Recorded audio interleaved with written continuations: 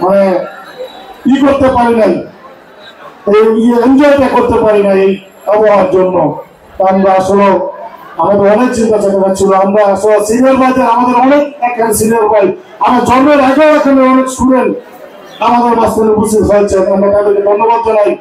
আমাদের এখানে অনেক ভিআইপি আমাদের এখান থেকে লেখাপড়া করে অনেকে প্রতিষ্ঠিত এখানে মেহমান এসেছেন, তাদেরকেও ধন্যবাদ জানাই। যত ব্যস্ততার মাঝখানে আমাদের এই অ্যাসোসিয়েশনের ডাকে আপনারা আমাদের মূল্যবান সময়টুকু দিয়েছেন, সেজন্য ধন্যবাদ জানাই।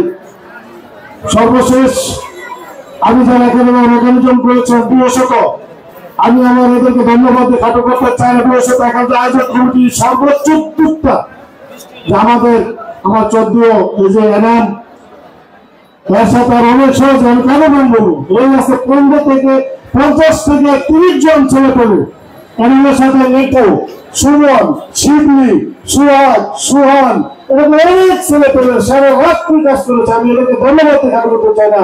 আমি এই ছোটদের ভাইদেরকে একটা শুধু মেসেজ দিয়ে রাখতে চাই, আজকে আমাদের যে আবহাওয়ার প্রতিমূলতার জন্য আমাদের যে আকাঙ্ক্ষিত যে অনুষ্ঠান করতে পারি নাই, এই উদ্যোক্তাদের কাছে আমি একটা আবেদন রাখতে চাই, আমরা যেন আবার এই অনুষ্ঠানটা রিভিউ করে যেন ড্রয়িং সিজনে শুকনার সিজনে আমরা কেন শীতের সিজনে আমাদের মাঝখানে এখন উপস্থিত ভাই ওদের কম নাই। আগামী পথে আমরা চাই এই লক্ষ্মীপুর স্কুল থেকে জানাই প্রতিষ্ঠান লগ্ন থেকে লেখাপড়া করে বের হয়েছেন তাদের সকলকে উপস্থিত রাখার জন্য একান্ত প্রচেষ্টা আমাদের থাকবে, আপনারা আমাদের পাশে থাকবেন।